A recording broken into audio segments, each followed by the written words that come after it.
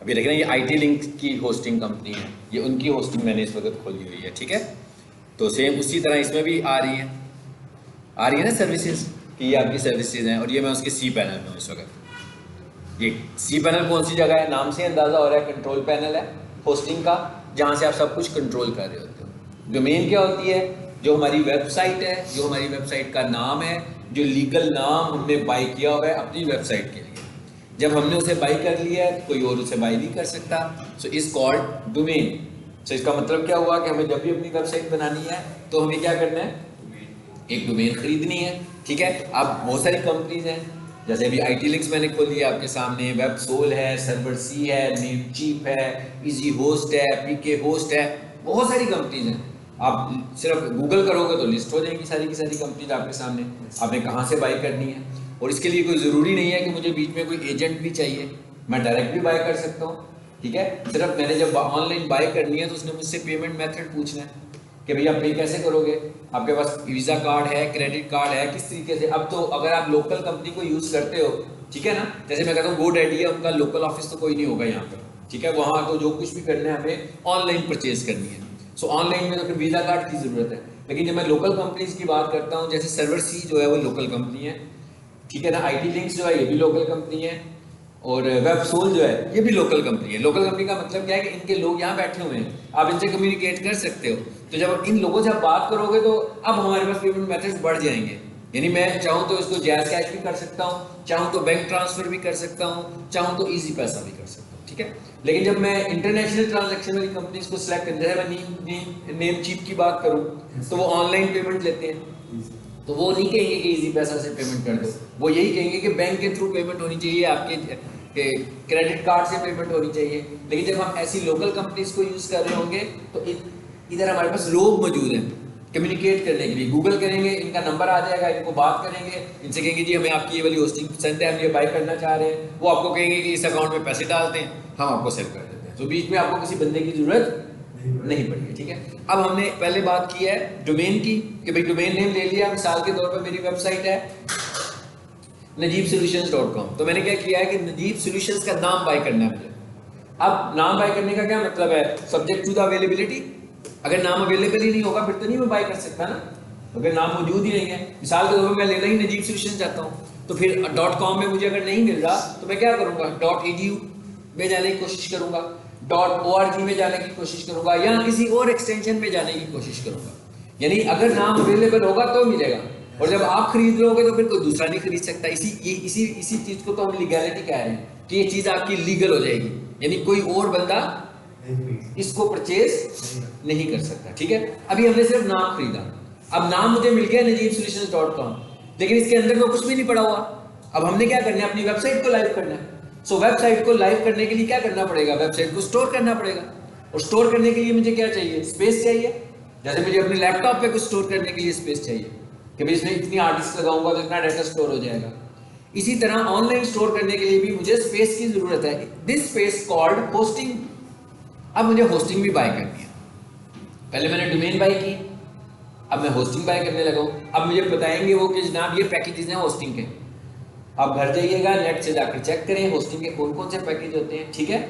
Net से जाकर इन सब कंपनीज के पैकेज आ रहे होंगे कि भाई ये वाला प्लान है, इसमें ये चीज़ें मिलेंगी होस्टिंग के साथ, इतने पैसों का प्लान है, ये वाले में थोड़ी ज़्यादा चीज़ें मिलेंगी, इसके इतने पैसे लगेंगे। और हो सकता है कोई आप होस्टिंग परचेज करो तो वो ये कहे कि इसके साथ डोमेन फ्री है, यानी आपको डोमेन परचेज करने की जरूरत नहीं है, मगर फ्री डोमेन सिर्फ और सिर्फ .com मिलती है। यानी अगर आप किसी और एक्सटेंशन में डोमेन लोगे तो आपको फ्री नहीं मिलती, सिर्फ .com में फ्री मिलती है। समझ आ गया डोमेन का और होस्टिंग का क्या कॉन्सेप्ट है। अब क्या होता है, बेसिकली होस्टिंग को हम कनेक्ट कर देते हैं किसके साथ, डोमेन के साथ। तो तभी www.najibsolutions.com लिखूंगा तो मेरी वेबसाइट चलेगी ना।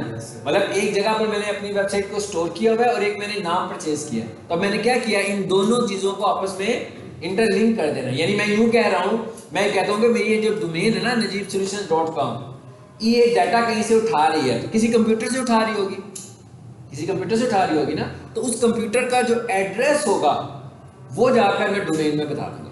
मेरी बात समझ में आ गई, ठीक है। जैसे अभी हमने नेट लगाया, यूज कर रहे हैं हम लोग, ठीक है ना, तो मैं केबल लगाता हूँ, जिसका मतलब कि केबल लगाने का मतलब है ना मैं किसी दूसरे कंप्यूटर से कनेक्ट हो रहा हूँ। सेम इसी तरह जब आपने अपनी होस्टिंग से कनेक्ट होना है तो आपको किसी दूसरे कंप्यूटर का बताना पड़ेगा, ठीक है। लेके आए इधर वापस।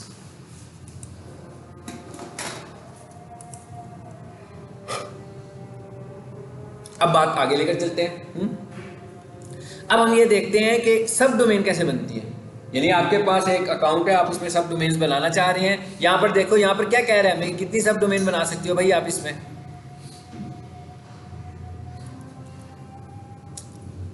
हाँ जी, कितनी? नहीं, इसका मतलब है अनलिमिटेड। ये इन्फिनिटी का निशान नजर आ रहा है ना, सिंबल बना हुआ आ रहा है। इसका मतलब क्या हुआ कि ये वाला जो पैकेज है इसके अंदर आपके पास अनलिमिटेड, लेकिन subject to the available space. अगर मिसाल के तौर पर मेरे पास 20 GB है तो अनलिमिटेड डोमेन तो मैं बनाऊंगा, लेकिन डोमेन पे मैंने वेबसाइट ही रखनी है ना। तो अगर मेरी 20 GB 2 सब डोमेन कवर कर लेंगी तो खत्म हो जाएगा काम। लेकिन वो कह रहा है सब डोमेन आप अनलिमिटेड बना सकते हो। अगर छोटा छोटी वेबसाइट बनाओगे तो बहुत सारी सब डोमेन यहाँ पर आप बना सकते हैं, ठीक है। चलिए अब हम देखते हैं कि सब डोमेन बननी कैसे है। अब आप ये देख रहे हो ना, एक पूरा मेन्यू है, एक सॉफ्टवेयर नजर आ रहा है मैं खुला हुआ। मैं इस सॉफ्टवेयर में जाता हूँ, ये डोमेन्स लिखा हुआ है और ये क्या लिखा हुआ है जी, सब डोमेन। अब आपने देख लिया मैं कैसे आया हूँ, यहाँ पर सी पैनल में आया हूँ। अगर आपने किसी की होस्टिंग परचेज की होगी तो हो सकता है कि आपके पास होस्टिंग अकाउंट हो जो मेरे पास है, या वो आपको सी पैनल का यूजर नेम और पासवर्ड देगा, ठीक है।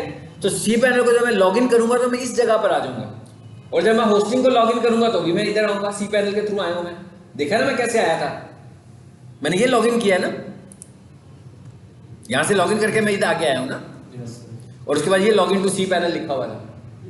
दूसरा तरीका क्या है कि वो मुझे कहेगा भाई ये आपका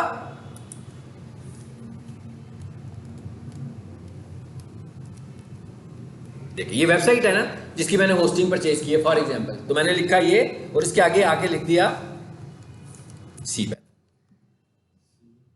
अब ये डायरेक्ट आने का तरीका बता रहा हूं। जब किसी ने आपको डायरेक्ट यूजर ने ईमेल करेंगे ना, मतलब आप उनको पेमेंट करोगे तो आपको क्या कहेंगे कि जनाब ये सी पैनल में लॉगिन होने का ये आपका यूजर नेम है और ये आपका पासवर्ड है। जब आपने लॉगिन होगा तो आपने अपनी वेबसाइट का नाम लिख के /cpanel लिखना है, जो मैंने भी लिखकर आपको दिखाया है, और एंटर कर देना है।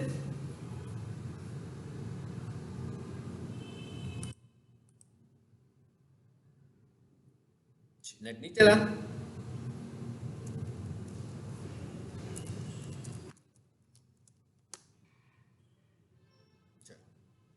ये देखिए ये वो यूजर नेम आएगा, वो पास को मुश्किल काम नहीं है।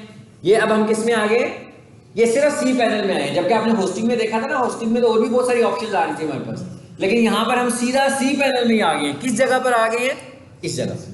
ये आपको कंपनी वाले प्रोवाइड करेंगे जब यूजर नेम ये लिखा हुआ है 4 स्टार इनका यूजर नेम और पासवर्ड, मैं इसे लॉगिन करूंगा तो फिर मैं सी पैनल में आ जाऊंगा, ठीक है। सो हमने ये देखा कि सी पैनल में आने के दो तरीके देख लिए, एक तो होस्टिंग से डायरेक्ट आ गए और एक डायरेक्ट सी पैनल पे आ गए।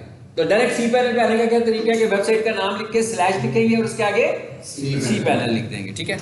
अच्छा अब हमने बनानी है सब डोमेन, ठीक है। सबको पता है ना सब डोमेन क्या होती है, आपकी डोमेन के साथ एक एक्सटेंशन बन जाती है, इट इज कॉल्ड सब डोमेन। वेबसाइट सी पैनल में कैसे है, वेबसाइट जो लिखी है वो किसी की वेबसाइट नहीं, आपने अपनी डोमेन परचेज की ना, होस्टिंग भी परचेज कर ली, ठीक है, कंपनी से खरीद लिया सब कुछ। अब आपने क्या करना है, अपनी वेबसाइट लाइव करनी है ना, तो अब आप उससे कहोगे ना हाँ भी मैंने पैसे दे दिए आपको, मेरी आपने बना दी है तो मुझे दे, मैं उस पर काम शुरू करूँ। तो वो कहेंगे हाँ जी ये आपकी वेबसाइट है। फॉर एग्जाम्पल के तौर पर मैं ये कह रहा हूँ कि ये हमारी वेबसाइट है। तो अब हम इसके सी पैनल में जाना चाह रहे हैं। सी पैनल हमें पेमेंट करने के बाद आ चुका हुआ है, यानी मैंने जब अपनी ईमेल चेक की तो उसने मुझे एक यूजर नेम दिया और एक पासवर्ड दिया। तो मैंने वो वाला यूजर नेम और वो वाला पासवर्ड यहाँ पे लिख दिया, जैसे भी देखिए यहाँ लिखा हुआ आ भी रहा था पहले, आ रहा है ना। यानी इस तरह का कोई यूजर नेम देगा और एक पासवर्ड देगा, उसके बाद आप लॉगिन करोगे तो आप कहाँ आ जाओगे, इस जगह पे आ जाओगे, ये जो खोला हुआ है मैंने। अब हम ये कह रहे हैं जी हम सब डोमेन बनाना चाह रहे हैं। सब डोमेन क्या होती है पता है ना आपको, मैंने बताया था ना कि सब डोमेन किसे कहते हैं, कि किसी भी डोमेन की एक्सटेंशन। मसलन मैं ये कहता हूं कि ये मेरे पास एक वेबसाइट है, ये एक मेन डोमेन है ना। अगर मैं ये कहूं कि deckitchen.org तो ये क्या है, ये एक मेन डोमेन है, ये एक्सटेंशन नहीं है। क्यों नहीं है, कि इसके साथ डॉट एक्सटेंशन आ रही है सिर्फ। अब मैं इसको एंटर करता हूं पहले और उसके बाद मैं आपको दिखाता हूं कि इसमें सब डोमेन क्या है। अब मैं कहता हूं भाई ये तो मेन डोमेन है, मेन वेबसाइट है। अब मैं इधर आया और यहां आकर मैं लिखता हूं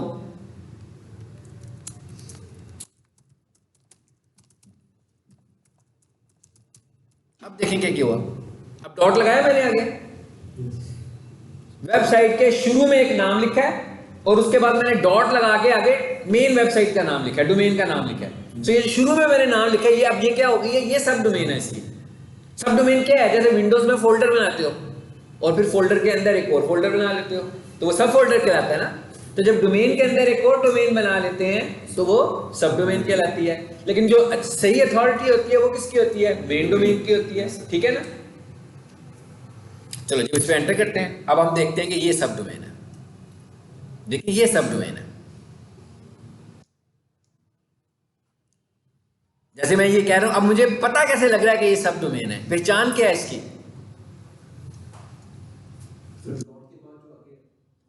मतलब जिस वेबसाइट के साथ भी डॉट लग जाएगा ना एक्सटेंशन से पहले डॉट, तो इसका मतलब है कि वो किसको रिप्रेजेंट कर रहा है, वो सब डोमेन को कर रहा है। मिसाल के तौर पर अगर मैं यहां पर ये लिखता हूं,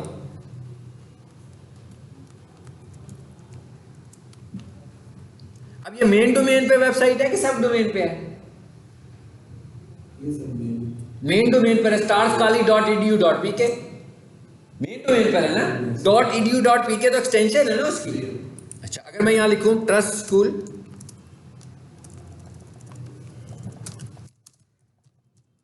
जी मैंने लिखा ट्रस्ट स्कूल। चलिए जी ट्रस्ट स्कूल की वेबसाइट खोलते हैं।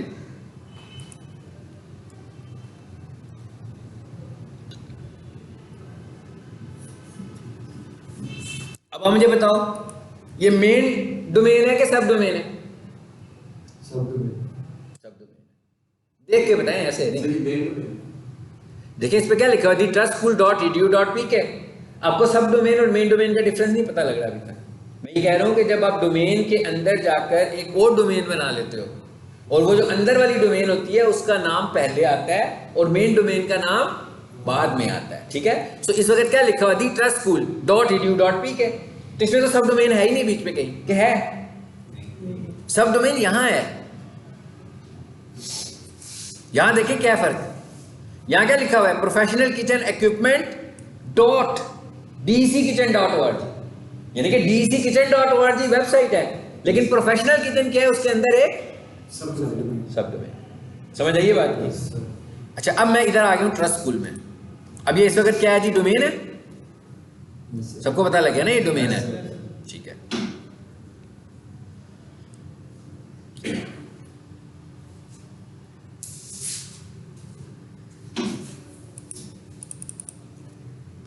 यहां लिखता हूं मैं जॉब्स ट्रस्ट स्कूल।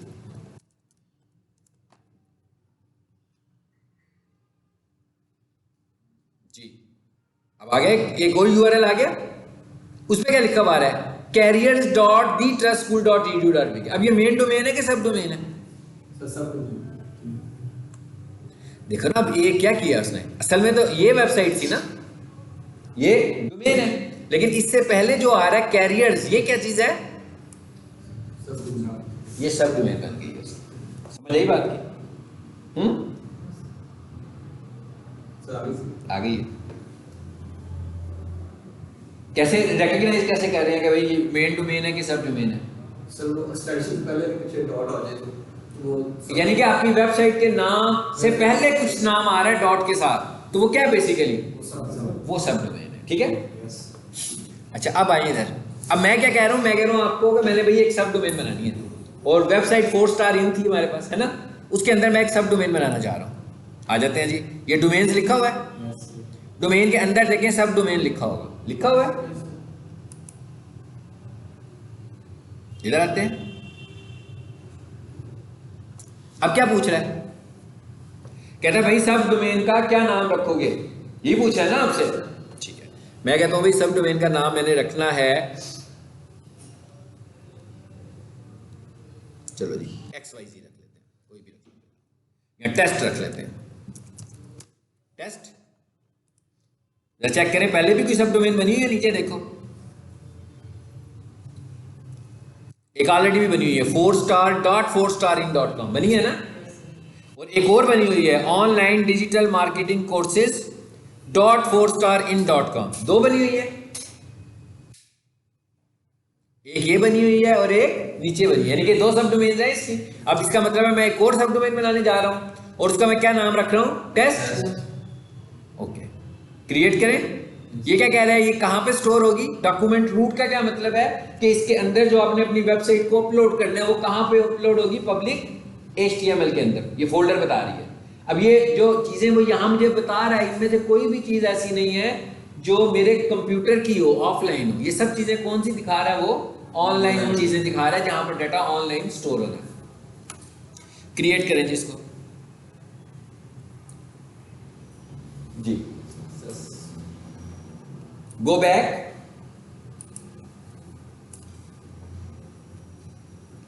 नीचे आए, चेक करें जरा बनी है कि नहीं बनी है। बन गई है ना, यानी ये पहला स्टेप है क्या काम करने का, सब डोमेन बनाने का। यानी अगर आपको सब डोमेन बनानी है तो सबसे पहले आपने क्या करना है, सी पैनल में आना है, डोमेन्स पे जाना है, सब डोमेन पर जाना है और वहां जाकर सब्जेक्ट टू द अवेलेबिलिटी के आपके पास ये राइट अभी है कि आप सब डोमेन बना सकें। अभी सब डोमेन बन गई है, यानी कि सब डोमेन क्रिएट हुई है, लाइव नहीं हुई, अभी तो मैंने कुछ किया ही नहीं उसके अंदर। ये जैसे विंडो में फोल्डर बना लेते हो ना डेस्कटॉप के ऊपर, आप समझ लोगे सी पैनल में आकर आपने सब डोमेन क्रिएट कर लिया। किस नाम से क्रिएट किए, इसको चलाकर देखते हैं जरा। टेस्ट था ना,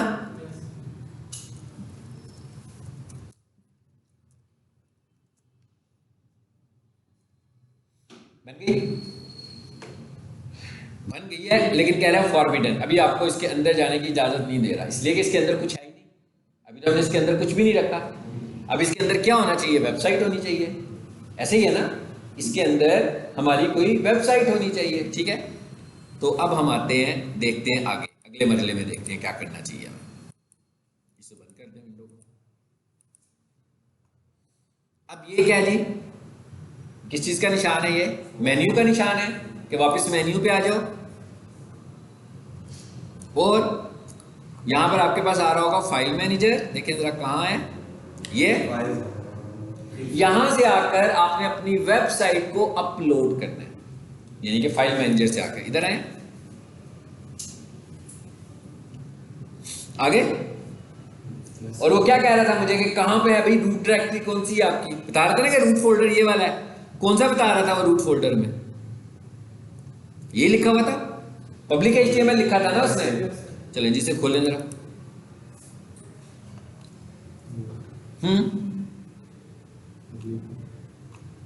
हाँ जी, देखिए कितना कुछ आ गया। पूछा ये रूट फोल्डर कौन सा आपका, देखिए हमने जो चीज बनाई थी वो किस नाम से बनाई थी, टेस्ट के नाम से बनाई थी, ये है टेस्ट,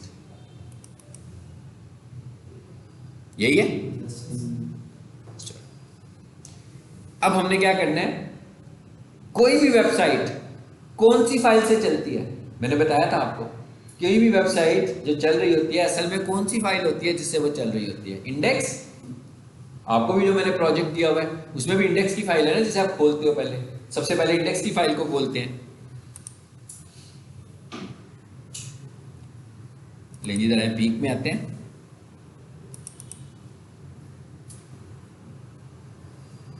प्रोजेक्ट ए में आओ जरा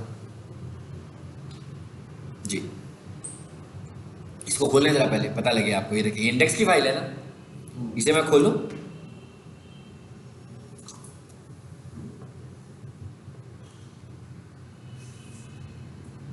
क्या हुआ, खुल गई एक वेबसाइट। चले इसी वेबसाइट को ना हम अपलोड करते हैं, इसी वेबसाइट को हम अपलोड करते हैं। अब आपने एक चीज नोट की है कि मैं जिस फोल्डर में गया हूं, इस फोल्डर में आया हूं ना, इस फोल्डर में ये मेरी वेबसाइट का फोल्डर है 6 MB का। अच्छे से जरा खोलो,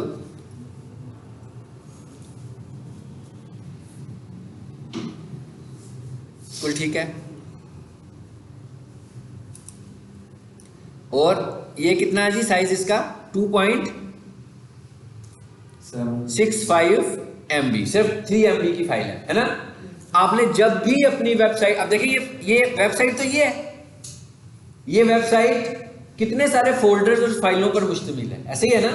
तो अगर मैं इन सबको अपलोड करने लगूंगा बहुत टाइम लगेगा ना मेरा, एक एक करके समझ में भी नहीं आएगा, सीक्वेंस भी नहीं बनेगा सही मुझसे, क्योंकि मैं अगर किसी फोल्डर को खोलता हूँ तो इसके अंदर फिर फोल्डर आ जाते हैं, तो कैसे मैं अपलोड करूँ, एक एक करना तो बहुत मुश्किल है। इसलिए आपने जब भी वेबसाइट को अपलोड करना होता है तो आप क्या करते हो, उसको जिप कर लेते हो, कंप्रेस कर लेते हैं। मैंने आपको कहा था ना कंप्रेशन सॉफ्टवेयर का कॉन्सेप्ट तो है ना आपको, जिप करते हैं, एक्सट्रैक्ट करते हैं, जिप करते हैं, यानी कंप्रेस करते हैं तो एक फाइल बन जाती है, एक्सट्रैक्ट करते हैं तो वो वापस इस तरह खुल जाएगी। किस तरह खुल जाएगी, इस तरह। तो ये मैंने जिप की हुई है, पब्लिक HTML एक फाइल है ना सिर्फ, देख रहे हो ये जिप का वो भी बना हुआ आ रहा है, सिंबल भी बना हुआ आ रहा है। इसका मतलब क्या हुआ कि मुझे अगर मुझे अपनी वेबसाइट को अपलोड करना है तो मुझे कैसे लेकर जाना है उसको, किस फॉर्मेट में लेकर जाना है, यस जिप करके लेकर जाना है। मिसाल के तौर पर मैं कहता हूं भाई जिप नहीं है, मैं इस पर राइट क्लिक करता हूं, ये मैंने कहा था ना ये इंस्टॉल कर लें अपने घर में, आप लोग भी 7zip के नाम से, ये फ्री है, इंटरनेट के ऊपर ही पड़ा होता है ये।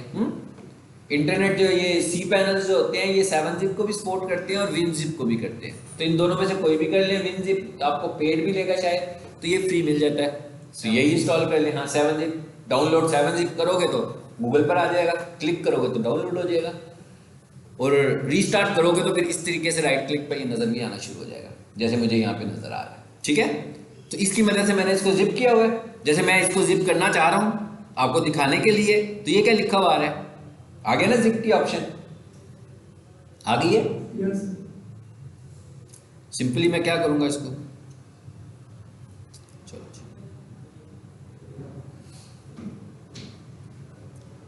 हो गई जिप, अब ये बन गई ना नहीं दोबारा से, वही है फाइल, ये 6:05 में बनी है अभी। हाँ समझ आइए बात की, क्या बता रहा हूँ कि जब भी हमने अपनी वेबसाइट को अपलोड करना होगा तो भी तो आपने पहले तो वेबसाइट बनाई है ना, जब आपको लगेगा कि बस इट्स ओके ना रेडी, अब मैंने इसको अपलोड करना है, तो फिर मैं क्या करूँगा, उसको जिप कर दूंगा, जिप करके रख लूँगा अपने पास, और जिप फाइल को अपलोड करूँगा। इसे नहीं अपलोड करना जैसे मैंने अभी आपको चला कर दिखाया, बल्कि इसे अपलोड करना है। कैसे अपलोड करना है, आ जाए वापस फाइल मैनेजर में चलते हैं। अगर खुला हुआ है, ये खुला हुआ है ऑलरेडी, यही है ना जी फोल्डर, यही फोल्डर था ना जो मैंने खोला हुआ था। दोबारा से एक दफा खोल लो, किस में जाना था जी, टेस्ट में, ऊपर था नीचे था, नीचे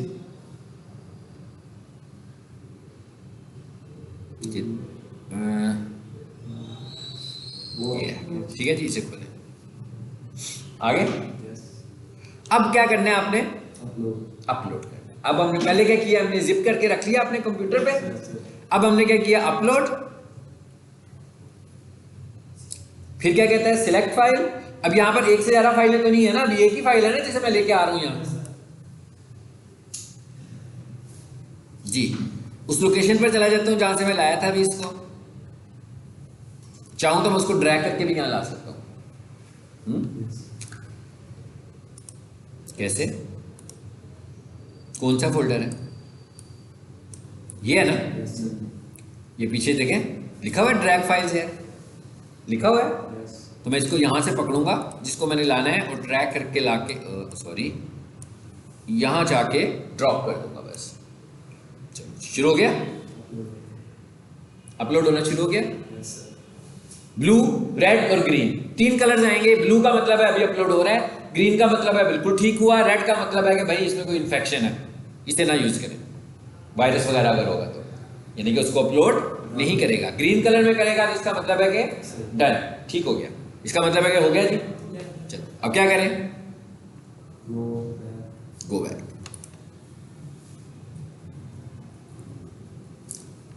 ये नजर आ रहा है आपको, आ रहा है। अब इस तरह ये वेबसाइट तो नहीं चलेगी कि चलेगी, इस तरह तो नहीं चलेगी ना भाई, ये तो जिप हुई हुई है, पैक की हुई है मैंने। अब क्या करना है, इसको अनजिप करना है, यानी लाने के लिए मैंने इसको सिर्फ ट्रैवल कराने के लिए जिप किया, ठीक है। अब यहां पर मुझे इसे क्या करना है, अनजिप करना है। अब मैं इस पर राइट क्लिक करता हूं और अनजिप करने के लिए मैं क्या यूज करूंगा जी, बोले एक्सट्रैक्ट, अनजिप करने के लिए मैं कौन सा एक्सट्रैक्ट यूज कर रहा हूँ? सी पैनल का। मैं अपने लैपटॉप के अंदर किसी सॉफ्टवेयर को अब यूज नहीं कर रहा, अब मैं सी पैनल का अपना एक्सट्रैक्ट यूज कर रहा हूँ।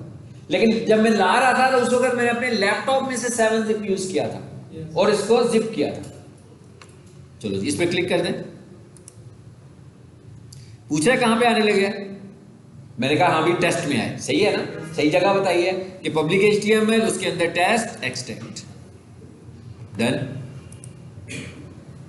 चलो जी, अगर आपको लगा कि कुछ दिखा क्यों नहीं तो एक बार इस पेज को रिफ्रेश करें, आगे पब्लिक HTML।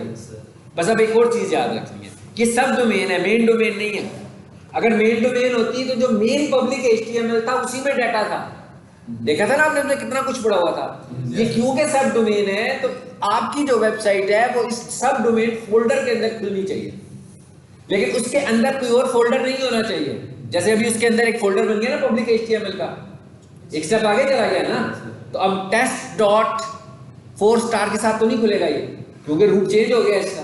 तो क्या करूं, इसे वापस लेकर आऊं टेस्ट के ऊपर, एक्सट्रैक्ट हो गया है, समझ आइए बात की, यानी एक स्टेप आगे चला गया ना।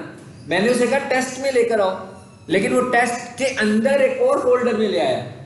तो मैंने क्या करना है, उसे उस फोल्डर में से बाहर निकालना है, बस और कुछ नहीं करना। पब्लिक HTML से निकाल के कहां ले आऊंगा, वापस टेस्ट पे। कैसे लाना बाहर ये भी देखें, स्क्रीन पे देखें जी, डबल क्लिक किया इस पे, आ गई फाइलें सारी।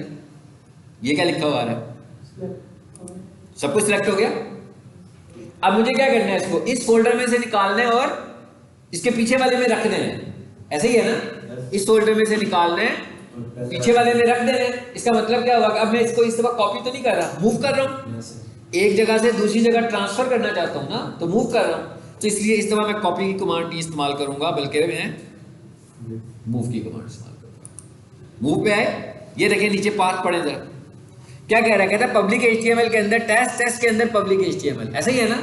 मैं इसको यहां से निकालना है ना बाहर, सो मैं इसको बैक स्पेस करता हूं, हो गया।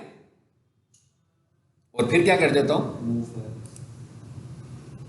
खाली हो गया यहां से, चला गया, यानी अब वेबसाइट लाइव हो चुकी है आपकी। एक स्टेप पीछे है, पीछे आने के लिए क्या यूज करिए, क्या लिखा हुआ है, अप 1 लेवल, एक लेवल पीछे जाओ लेके मुझे। ये खाली पड़ा हुआ है ना, इसको सिलेक्ट करें और डिलीट कर दें बेशक, इसका तो काम ही कोई नहीं रहा, नहीं रहा ना।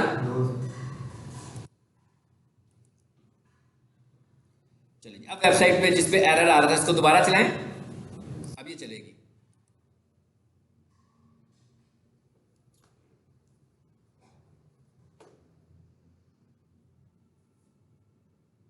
चलिए अब ये वेबसाइट लाइव होगी। पहले मैंने जब चला के दिखाई थी आपको, अपने कंप्यूटर से चला के दिखाई थी, वो ऑफलाइन थी। अब आप घर जाकर भी इस वेबसाइट को चलाओगे तो ऐसी चलेगी। समझ आ गई बात? ये मैंने क्या बताया, क्या सिखाया बता, वेबसाइट को लाइव वेब सब डोमेन बनाना, सब डोमेन के अंदर वेबसाइट को किस तरीके से हम रखते हैं, ये सारा स्टेप हमने देखा। अगर नहीं समझ आएगा तो इस रिकॉर्डिंग को एक से ज्यादा दफा सुनें, क्योंकि ये ऐसा काम तो नहीं आप अपने घर में प्रैक्टिस तो नहीं कर सकते हो ना। ये तो मैंने अपनी सारी चीजें खोल के आपको उसके ऊपर करवा रहा हूँ। हाँ चलिए अब हम जरा आगे की बात करते हैं, जो हमने पिछला लेक्चर पढ़ा। हमने क्या कहा था भाई, हमारी जो वेबसाइट होती है हमें उसकी रिपोर्ट फाइल बनानी है और हमें उसका साइट मैप बनाना है। अब हम यूं करेंगे, रिपोर्ट्स भी बनाएंगे, साइट मैप भी बनाएंगे और उसको अपलोड भी करेंगे। पहले ये देखते हैं कि अभी हमने जो वेबसाइट अपलोड की है, क्या यहाँ पर कहीं साइट मैप पहले से तो नहीं बना हुआ। और रोबोट्स, क्योंकि वेबसाइट है, हो सकता है पहले से स्टूडेंट ने बनाई हो जिसकी साइट मैंने लोड की है। चेक करें, यहाँ पर रोबोट्स आ रहा है कि लिखा हुआ, नो नहीं आ रहा ना, इसका मतलब है नहीं बना हुआ। साइट मैप भी नहीं लिखा हुआ आ रहा, नहीं बना हुआ। चलिए अब हम जरा जल्दी से बना लें। हम यूं करते हैं, जो DC किचन वाली वेबसाइट है ना, उसी का ही साइट मैप लेके, रोबोट्स लेके, ताकि हमारा टाइम सेव हो जाए थोड़ा सा। यही है, इसे मैंने किया जी Ctrl+A Ctrl+C और साइट। अब आपने बताना है रोबोट्स कैसे बनेंगे। मैं रोबोट्स फाइल बनाने जा रहा हूं, नोटपैड खोलें,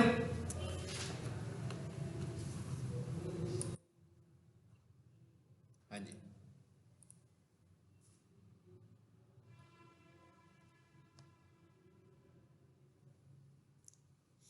थोड़ा सा फोन बड़ा कर लो, चलो पेस्ट करो। ये तो सबके लिए स्टैंडर्ड होता है। यही पढ़ा था ना पिछले लेक्चर में, user agent colon static find disallow, ये फोल्डर भी नजर आ रहा था, हम कहते हैं भाई डिसअलाउ कर दो, बाकियों को फिलहाल मैं कह रहा हूं अलाउ कर दो, ठीक है। अच्छा उसके बाद ये क्या लिखा हुआ आ रहा है, साइट मैप। अब यहां पर क्या लिखेंगे हम, यहां पर लिखेंगे हम, बोले आप बोले ना, test.4starin.com/ ये अभी तक फाइल नहीं बनाई, अभी मैंने बनानी है ये फाइल अभी हमने क्रिएट करनी है, लेकिन मैंने कहा ये बना लेते हैं हम पहले, ठीक है। चलो जी, ये हमने क्या बना ली, इसकी एक स्टैंडर्ड सी रोबोट फाइल बना ली। डिसअलाउ और कुछ नहीं करना, अलाउ सब कुछ कर दिया, खत्म होगी बात। अब इसको सेव कर लें, फाइल सेव एज, इसको मैं कहां पे रख लूं, फिलहाल मैं इसको रख लेता हूं म्यूजिक के फोल्डर में यार, यहां पे, ताकि कुछ और नहीं पड़ा हुआ। इस फाइल का क्या नाम रखूंगा मैं, robots .txt, extension txt already आ रही है जी। क्या हुआ, बन गया, ओके। क्या रह गया, साइट मैप। अब साइट मैप कैसे बनाना है हमें, शाबाश, इतनी खामोशी अच्छी नहीं है यार। साइट मैप कैसे बनेगा, प्रीवियस क्लास में बनाया था ना, मैं अपना सर पकड़ लूं। किसी वेबसाइट पर जाओ भाई, उसे कहो कि लिख दो यहाँ पर ऑनलाइन साइट मैप जनरेटर, सिर्फ इतना सा लिखना है आपने, टूल्स आ जाएंगे आपके सामने, ठीक है। आप किसी भी टूल पर पकड़ो और क्या करोगे, ये वेबसाइट है, ये नहीं है, ये वेबसाइट है, यही है ना। इसको यहाँ से पकड़ो, राइट क्लिक करो, कॉपी करो और यहाँ लाकर क्या कर दो, मुझे लगता है ट्वाइस पेस्ट हो गया, ये ठीक है। अब क्या करें, स्टार्ट,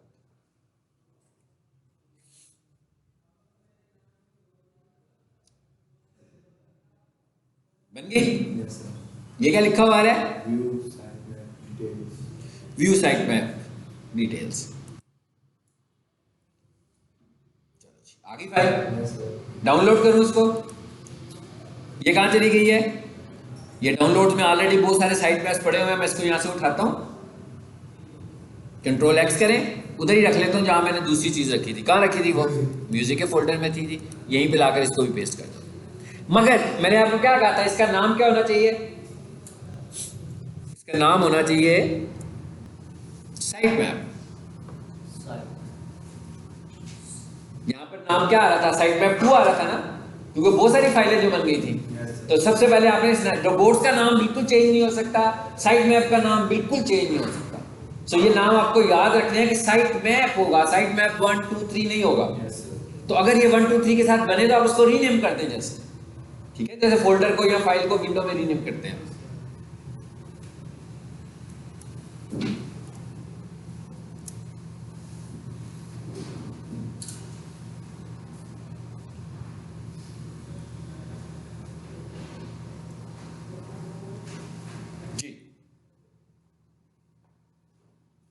हो गया,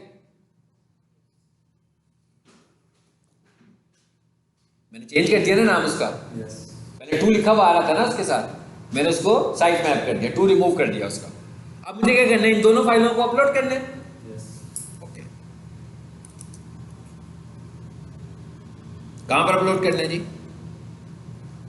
सी पैनल में, जहां पर वेबसाइट है, ये वेबसाइट यहां पर आएंगी, ठीक है ना। क्या करूं, अपलोड, और इस दफा मैंने कहां रखा हुआ है इसको, म्यूजिक में। इस दफा मैं यहां से म्यूजिक पे जाता हूं, 2 ही फाइलें पड़ी होंगी, दोनों को मैं इकट्ठा तो नहीं कर सकता, 1 बाय 1 कर लेता हूं। पहले एक हो गई, दोनों चीजें अपलोड हो गई। अब अगर मैं ये देखूं कि क्या मेरे वेबसाइट के साइट मैप लग गया है कि नहीं लगा, क्या चेक करूंगा, पहले रोबोट चेक कर लो,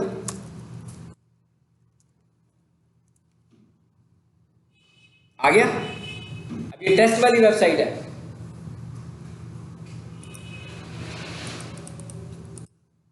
हाँ जी टेस्ट वाली वेबसाइट है, रोबोट लग गया ना उसका। इसके बाद साइट में भी चेक करना है,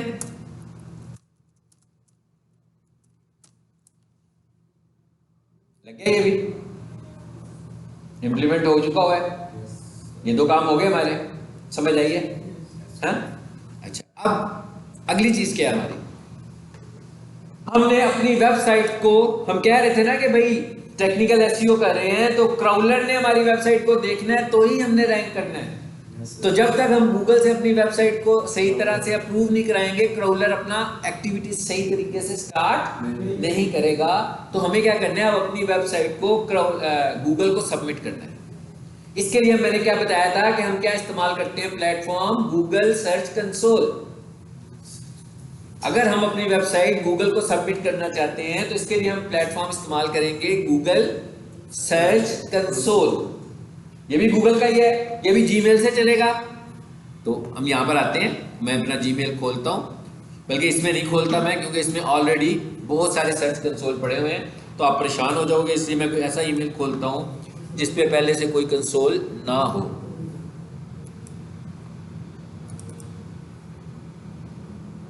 अच्छा जी, काइजन नजीब एंड सन्स,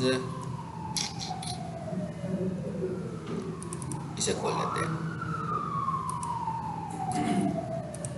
हाँ, अब गूगल सर्च कंसोल में जाना है, ये कोई इधर ऐसे नजर तो नहीं हमें आ रहा, मैं यहां पे सिर्फ लिखूंगा गूगल सर्च कंसोल और आप देख रहे हैं मैंने एक जीमेल तो खोला हुआ है ऑलरेडी अपना, तो ये लॉगिन हो जाएगा। आगे गूगल सर्च कंसोल टूल्स, मैंने कैसे आया हूं यहां पे, गूगल सर्च कंसोल लिखकर आया हूं, स्टार्ट। इस जगह पर आकर अब हमें दो ऑप्शंस नजर आ रहे हैं, आ रहे हैं आपको। ये गूगल सर्च कंसोल कैसे खोलना है, किस अकाउंट के साथ खोलना है, गूगल अकाउंट के साथ, यानी जहां पर आपका जीमेल खुला होगा फिर आपने गूगल सर्च कंसोल लिखना है। समझ आई मेरी बात? उसके बाद यहां पर दो मेथड्स हैं, एक पे डोमेन लिखा है, एक पे यूआरएल प्रीफिक्स लिखा है। आप लोगों ने ये वाला मेथड यूज करना है। ये वाला जो डोमेन लेवल मेथड है, इन दोनों में फर्क क्या होता है, जो डोमेन लेवल मेथड है ये बेसिकली होता है आपको इंफॉर्मेशन देनी पड़ेगी होस्टिंग कंपनी को, लेकिन डोमेन लेवल का क्या मतलब हुआ, डोमेन और डोमेन के अंदर सब डोमेन्स भी आ जाती हैं, आती है ना, ये तो समझ आ गया ना कि डोमेन के अंदर ही सब डोमेन्स आती हैं। तो अगर आप डोमेन लेवल वेरिफिकेशन कर लोगे वंस, तो आप जितनी भी सब डोमेन्स बनाओगे सारी की सारी ऑटोमेटिक गूगल को सबमिट हो जाएंगी। लेकिन इसके लिए हमें होस्टिंग के पास जाना पड़ेगा और ये 48 आवर्स भी लेगा, इसलिए हम इस मेथड को यूज करने की बजाय हम सिंगल मेथड यूज करते हैं, यूआरएल वाला। यूआरएल में क्या होगा कि हमने जब जब अपनी डोमेन को अप्रूव कराना होगा हम इस लेवल पे काम करेंगे, यूआरएल लेवल पे काम करेंगे। इधर आ जाते हैं जी यूआरएल पे। अब यहां पर क्या लिखना चाहिए, हमें सबको पता होगा क्या लिखना चाहिए, पता है कि नहीं पता, मैं ऐसे ही कह रहा हूं।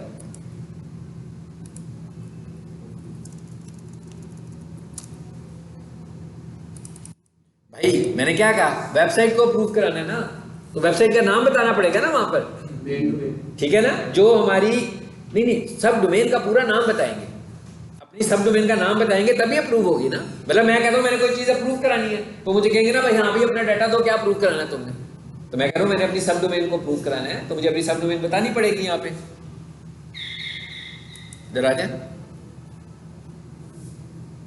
किधर थे जी हम, इस पे, और यहां आकर इसको पेस्ट कर दें और ये क्या लिखा है, कंटिन्यू।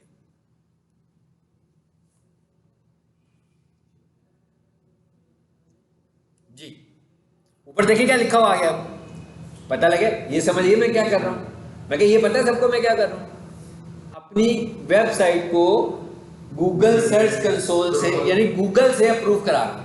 तो उसके लिए उन्होंने कहा कि भाई आपने मेरा प्लेटफॉर्म यूज करना है गूगल सर्च कंसोल।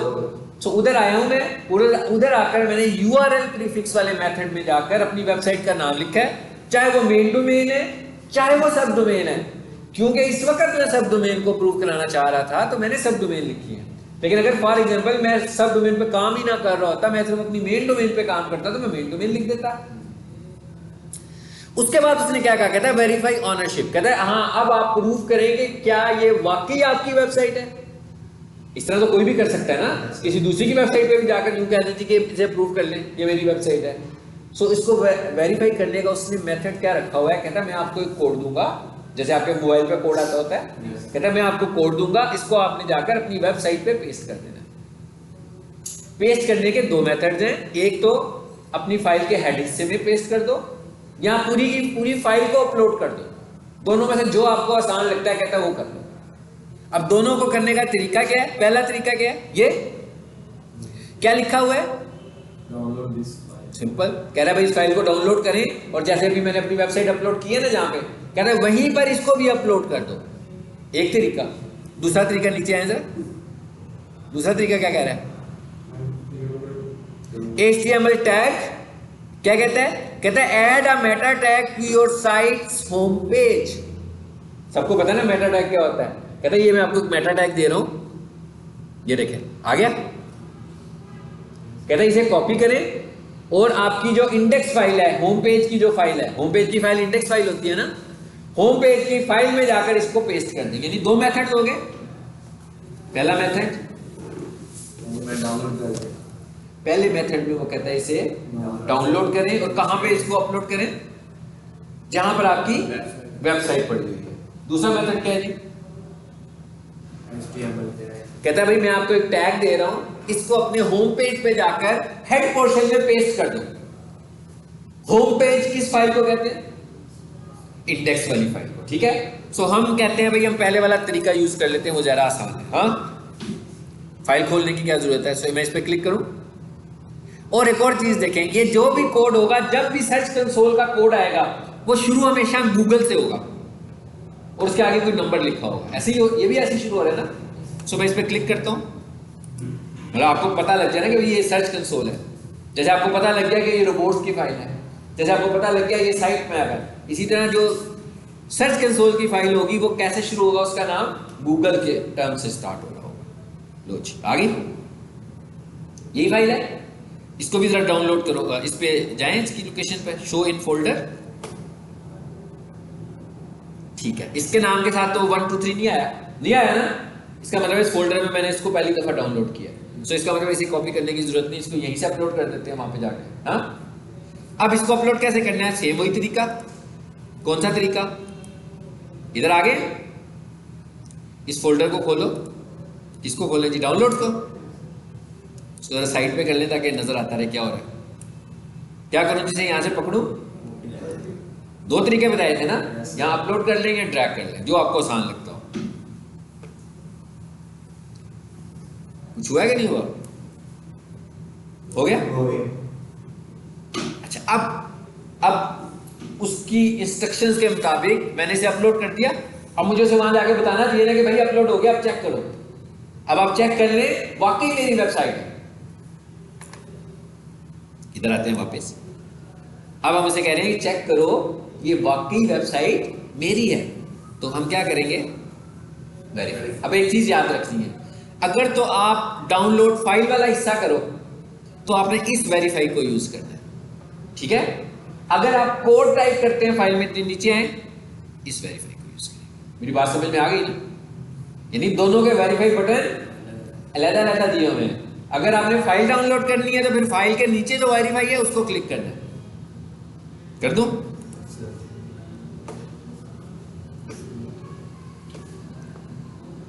क्या हुआ, होगी ओनरशिप। रेड कलर में भी आ सकता था अगर मैं गलत कुछ किया होता तो, कि जी मैंने प्रूव नहीं किया। इसका मतलब क्या हुआ कि उसने ये एक्सेप्ट कर लिया कि ये वेबसाइट मेरी है, यानी मेरी वेबसाइट का सर्च कंसोल बन गया, ठीक है। अब जरा चेक करते हैं कैसे चेक होगा, ये क्या लिखा हुआ है, गो टू प्रॉपर्टी। अब इधर से बाहर निकल आया,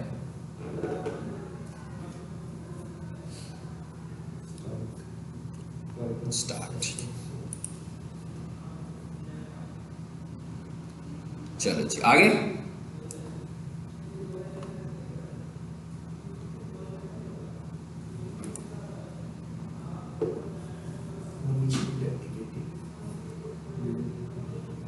अच्छा, वो क्या कहता है, कहता है भाई आपकी वेबसाइट में कुछ वायरस है, कह रहा है ना, ठीक है ना। सो ऐसी सूरत में हमें क्या करना चाहिए, फौरी तौर पर इसे रिमूव कर देना चाहिए, ठीक है, अभी हम इसको रिमूव करते हैं। अभी हम एक काम करते हैं, क्या काम करते हैं कि हम जरा चेक करते हैं कि अभी तो इसमें कुछ वायरस आया हुआ है ना, तो हाँ अभी हम चेक करते हैं इसमें हमने करना क्या था काम, वो देख लेते हैं सिर्फ। ये देखिए सारा मेन्यू आ रहा है हमारे पास, आ रहा है ना। ये मैं नेक्स्ट लेक्चर में आपको बताऊंगा कि गूगल सर्च कंसोल का काम क्या होता है, ठीक है, अगली क्लास में हम इसको पढ़ेंगे। और अभी हम एक काम करते हैं, क्या करें जी, इसको रिमूव कर दें। वो ये कह रहा है कि इस वेबसाइट में वायरस है, ठीक है। सो इसको अब रिमूव करने का क्या तरीका होगा जी हमारे पास, इधर से वापस चलते हैं।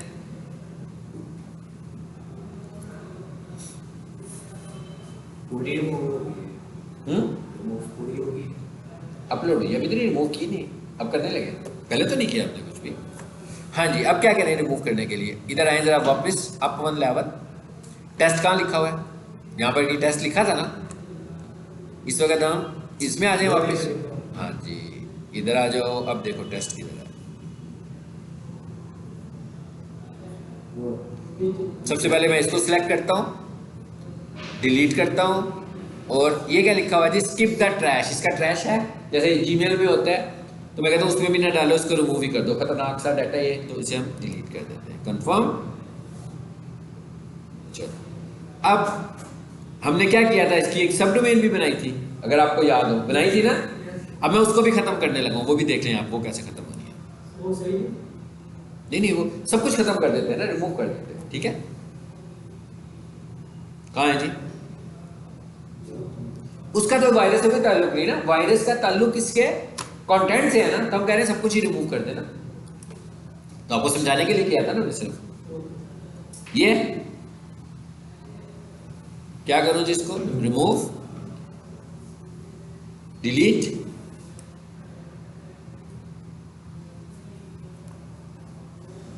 और गो बैक। इसका मतलब क्या हुआ, ये वेबसाइट गई ना, अब तो नहीं इसे चलना चाहिए, इसमें कुछ भी नहीं है। अब चलाकर देखें, पहले तो इसको रिमूव करें ना, साइट मैप में नहीं, इसमें खुद भी नहीं, कुछ भी बचाना उसके पास, ठीक है, समझ आ गई बात की। तो ये हमने आज कुछ लाइव काम कर लिए, रोबोट्स बनाना, साइट मैप बनाना, सब डोमेन बनाना, वेबसाइट को लाइव करना, और सर्च कंसोल क्रिएट करना, और वेरीफाई भी किया सर्च कंसोल, ठीक है ना, प्रूफ भी कराया। अगले लेक्चर में मैं थोड़ा सा सर्च कंसोल पढ़ाऊंगा और फिर हम आगे लेकर चलेंगे अपनी क्लास को।